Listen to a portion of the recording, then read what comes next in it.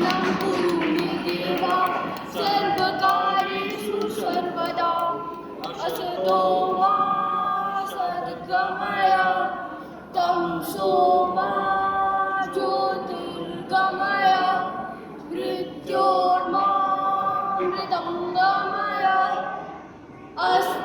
असतो मा सद्गमय तमसो मा ज्योतिर्गमय मृत्योर्मामृतङ्गमय असतो मा सद्गमय तमसो मा ज्योतिर्गमय मृत्योर्मामृतङ्गमय।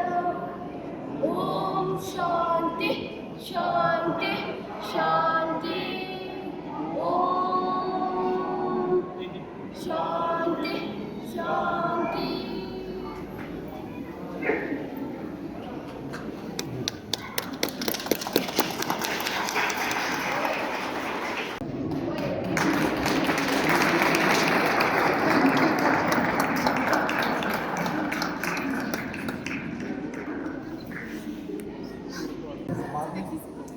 मुख्य अतिथि निदेशक तकनीकी श्री चौबे साहब, मैडम चौबे, श्री एस.के. सिंह साहब, कार्यपालक निदेशक contracts and procurement, RN. Singh साहब, डिप्टी सेक्रेटरी एमओपी से, मैडम आर.एन. सिंह, सैराब लोबजान हमारे काउंसलर खलसी के, और वीडियो नंबरदार अलची के और सरपंच हमारे अलची के, आप सभी का और यहाँ पर उपस्थित सम्मानित महिलाएं एवं बच्चे तथा साथियों और यहाँ पर जितने भी लोग अलची गांव और ससपुर से उपलब्ध हैं, उन सबका मैं हार्दिक स्वागत करता हूं और उनका आभार प्रकट करता हूं कि उन्होंने अपना बहुमूल्य समय इस आज़ादी के अमृत महोत्सव में जो हमने आज सेलिब्रेट किया उसमें अपना योगदान दिया। आज़ादी का अमृत महोत्सव फरवरी 2021 से गवर्नमेंट ने प्लान किया कि 75 वीक्स तक ये चलेगा, क्योंकि 75th ईयर है आज़ादी का, तो ये ख़त्म होगा 75 वीक के बाद। तो हर वीक कोई ना कोई प्रोग्राम होता रहेगा। तो इसी कड़ी में हमें ये प्रोग्राम दिया गया कि एनएचपीसी की उपलब्धियों से या एनएचपीसी ने जहाँ पे भी पावर स्टेशन बनाए हैं वहाँ पे उन पावर स्टेशन से क्या बेनिफिट हुआ है लोगों को, उसकी जानकारी लोगों को दें, जिससे लोगों को कम से कम पता चले कि हम लोग कितनी दुर्गम इलाकों में, कितनी कठिन परिस्थितियों में रहकर भी किस तरीके से हमने प्रोजेक्ट बनाया। जैसा कि आप सब लोगों ने बताया किया और सबने अपने वीडियो के माध्यम से भी देखा कि 2005 के पहले जब ये प्रोजेक्ट का फाउंडेशन स्टोन रखा गया था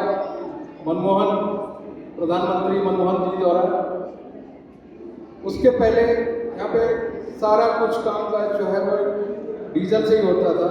इनफैक्ट 2012 में जब हमारा पावर स्टेशन कमीशन हुआ तभी इलेक्ट्रिसिटी सारे ले में आई और सारे ले को और कारगिल को इल्यूमिनेटेड किया। इसलिए आज़ादी का अमृत महोत्सव फरवरी 2021 से गवर्नमेंट ने प्लान किया कि 75 वीक्स तक ये चलेगा, क्योंकि 75th ईयर है आज़ादी का, तो ये ख़त्म होगा 75 वीक के बाद। तो हर वीक कोई ना कोई प्रोग्राम होता रहेगा।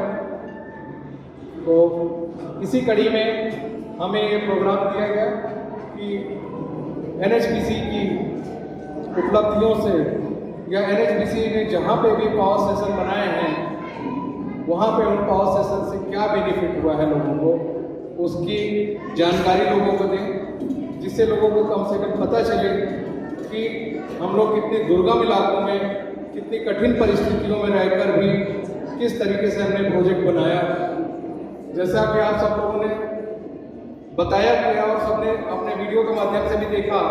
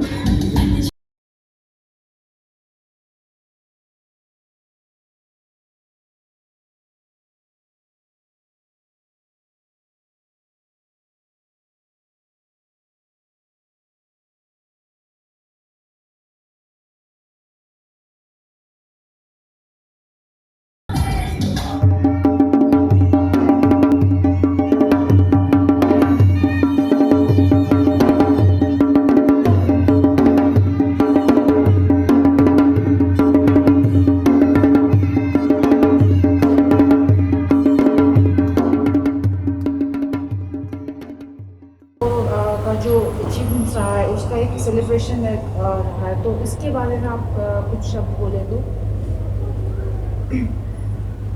नींबू वाजगो ये हमारा NHPC का एक प्रोजेक्ट है 45 मेगावाट के लिए, और इसमें हम जो है एनर्जी पे और एनर्जी इलेक्ट्रिसिटी पैदा करते हैं जो टारगेटेड है, और जो हमने डिजाइन एनर्जी है जिसके बेसिस पर इस प्रोजेक्ट की कमर्शियल वायबिलिटी इस्टेब्लिश की गई है, उसके हिसाब से हमारी जनरेशन हो रही है। और इतने डिफ़िकल्ट लोकेशन में होने के बावजूद, और ये कोविड-19 जो हमारे पिछले 1.5 साल से चल रहा है, उसके बावजूद जो है ये जनरेशन इन्होंने सक्सेसफुली कर रहे हैं, तो ये एक अचीवमेंट है। और जो यहाँ की स्थिति थी, यदि हम नींबू वाजगो के पहले की स्थिति को देखें तो यहाँ पर पावर की समस्या थी, डीजल से जनरेशन हो रहा था, और उसमें जो कॉस्ट था वो 25 रुपये, जैसा कि बताया इन्होंने HOP ने कि 25 रुपये पर यूनिट के आसपास आ रहा था। और आज हम ये हाइड्रो में शिफ्ट किए, डीजल की बचत हुई, और प्लस उसके कारण जो पर यूनिट जो टैरिफ है वो भी काफ़ी कम है। तो ये जो है इस एरिया को मिल रहा है। बिजली की सर्टेनिटी बढ़ गई है, पहले जो आती थी नहीं आती थी, या बहुत एक छोटे ड्यूरेशन के लिए आती थी, लेकिन अभी एक काफ़ी लंबे से, of course it depends upon the availability of water, लेकिन उसके हिसाब से जनरेशन होती है और ये अवेलेबल है। इससे यहाँ के जो लोकल एरिया का बेनिफिट हुआ है, उनके जीवन जो है आसान हुई है।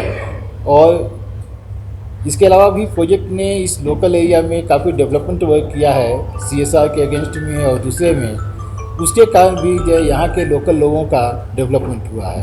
यदि आप ये देखें कि एक तो बिजली पैदा करने और बिजली की डिस्ट्रीब्यूशन से लोगों को जो फ़ायदा हुआ, और इनडायरेक्ट फ़ायदे भी जो है काफ़ी हुए हैं जो CSR के तहत आते हैं।